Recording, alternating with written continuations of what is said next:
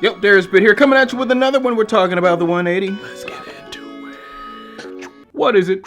First off, the 180 isn't so much a rule as it is a convention. You can break it for dramatic effect. Second, the 180-degree rule only applies if there are cuts in a scene. If you go and you shoot one giant take, one continuous shot of an entire scene, then the 180-degree rule does not apply because there are no cuts. The 180 rule is a guideline to help you establish and maintain the screen direction of your actors. If they're looking over here in a shot, they should be looking over here in every shot, so you don't confuse the audience. If we look at an overhead of two actors facing each other and draw a sight line across the actors, this is the 180 line. Pick one side of that line and stay on it. It won't matter where we move our camera. As long as we stay on the same side of that action line, the actors will appear to be looking at each other. If we look at a side by side, they're looking right at each other. The eye lines match. If we jump the eye line, breaking the 180 rule, our actors no longer appear to be looking at each other. As a matter of fact, they'll appear to be looking in the exact same direction. You're gonna get some weirdness.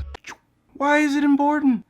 When I first learned about the 180 rule, I didn't get how important it was. Until one day, a buddy of mine showed me a cut of his film for feedback. We'll call him Tyler. Tyler comes, shows me a cut of his film. It's like this cute little love story musical type thing, 9 minutes long. First 7 minutes, fire. He's just nailing it. And it's building up to this climax where they're about to tell each other that they love each other for the first time. And then they go to say the words and the scene just falls apart. And you see, Tyler wanted to do something special. So he intentionally broke the 180 rule, and in the final close-ups, he wanted to communicate the actors or the characters were so close to each other that he put them on top of each other visually, so that when you cut back and forth between them, they were like right on top of each other. It sounds like a nice idea, but the result was, instead of staring each other lovingly in the eyes, they're both staring in the same direction off into a blank space, so the scene just falls apart. Imagine a final I love you scene that looked like this. Both of the actors aren't even looking at each other. A little weird, right? How I use it. If I'm shooting a scene and I haven't had time to plan ahead of time, this is what I do.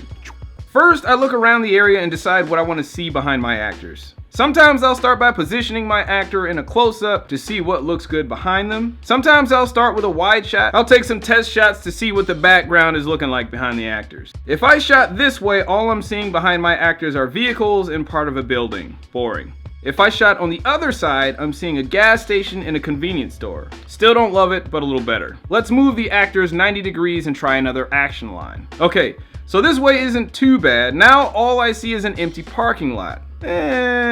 What's the coverage look like? So I'm not in love with what I'm getting on this coverage, so let's hop on the other side of the eye line and see what we get. I can live with this. I like seeing the building. I don't mind the traffic, makes it a little dynamic. How about the coverage?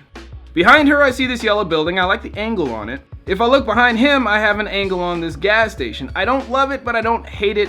I can live with it. I'll probably have to frame out or blur out these logos. Not a big deal. This is where I want my 180 line, and this is the side of that line I want to shoot from. As long as I stay on this side of it, we're good. As you can see, using the 180 isn't about just maintaining screen direction, it's also a creative tool you can use to get the most out of the visuals you have around you. As a filmmaker, you get to choose where you want your action line to be based on what you want to see behind your actors. From there, you can adjust the blocking and the action. Location scouting. When I'm location scouting, I do the same thing. I imagine like where I want a scene to take place, and then I set a 180 line. If I have someone with me, I'll have them like stand in as an actor, and I'll take like some establishing shots, a couple close-ups, just so I could see what I would be seeing if I were shooting right now. If I like it, then I'll start thinking about like possible set dressing, sound, and lighting concerns. But if I don't like it, then I will hop on the other side of that line, do the same thing. Well, if my actors were here, what would I be seeing behind them? Now, while I'm doing this, I'm also planning out where I want my potential possible like staging area to be. Staging area is where you keep all the gear. If I know which direction I'm gonna be shooting, then I can set the gear in the opposite direction where I know it's not gonna be seen. And yeah, that's the 180.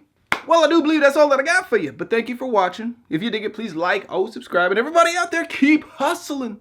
Keep hustling. D-Bird out. They would make a total of 6 stops on this traverse, collecting samples from large rocks,